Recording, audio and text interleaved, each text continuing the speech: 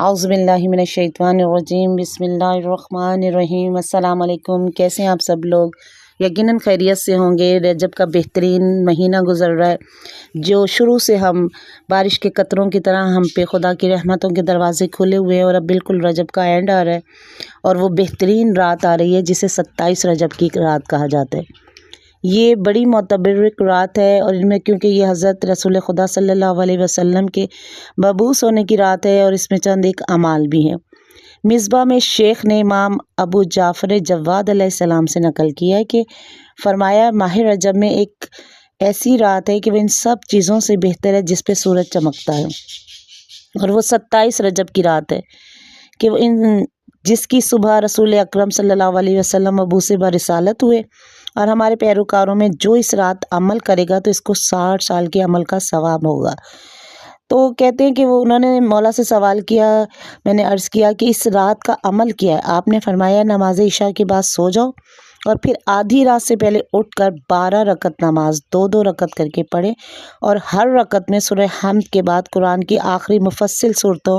سورہ محمد سے سورہ والناس میں سے کوئی ایک صورت پڑھیں۔ نماز کا سلام دینے کے بعد سورہ حمد، سورہ فلق، سورہ ناس، سورہ توحید، سورہ کافرون اور سورہ قدر 7 دفعہ پڑھیں، اور آیت الکرسی بھی 7 مرتبہ پڑھیں، اور ان کے پڑھنے کے بعد ایک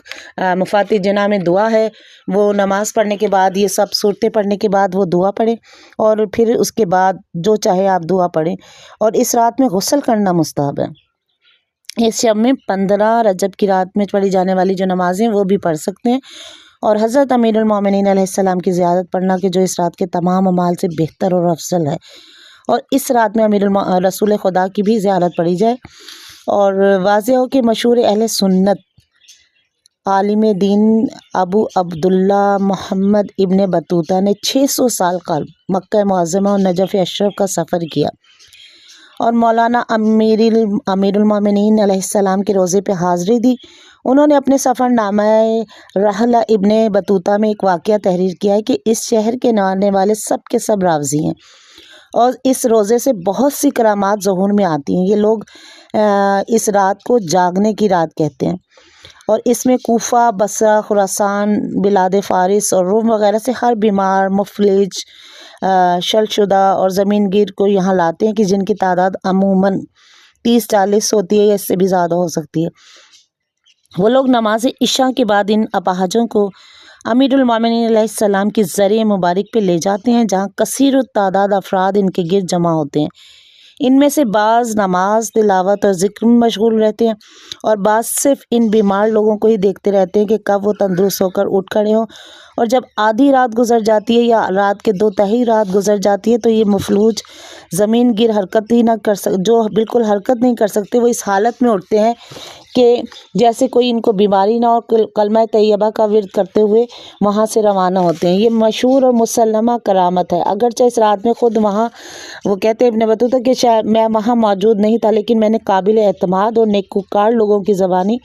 یہ خبر مجھ تک پہنچی ہے۔ تاہم میں نے امیر المومنین علیہ السلام کے روضہ اقدس کے قریب واقعہ مدرسے میں 3 آدمی دیکھے جو اپاہجی کی حالت میں زمین پہ پڑے تھے۔ ان میں سے ایک اصفہان کا تھا، دوسرا خراسان کا تھا، اور تیسرا اہل روم سے تھا۔ میں نے ان سے پوچھا کہ تم لوگ تندرست کیوں نہیں ہوئے؟ وہ کہنے لگے کہ ہم 27 رجب کو یہاں نہیں پہنچ سکے، لہٰذا ہم آئندہ 27 رجب تک یہیں رہیں گے تاکہ ہمیں شفا حاصل ہو، اور پھر ہم واپس جائیں گے۔ آخر میں ابن بطوطہ کہتے ہیں کہ اس رات دور دراز شہروں کے لوگ زیارت کے لیے اس روضہ اقدس پہ جمع ہوتے ہیں، اور یہاں بہت بڑا بازار لگتا ہے، اور جو 10 دن تک جمع رہتا ہے۔ اور لوگ کہیں کہ اس واقعے کو ہم اس طرح بھی دیکھ سکتے ہیں کہ کیونکہ یہ بہترین ہستیاں ہیں اور ان کے روزوں سے کرامات ظاہر ہی ہوتی ہیں، ان کا شمار اور اتنی ظاہر ہوتی ہیں کہ جن کا ہم شمار نہیں کر سکتے۔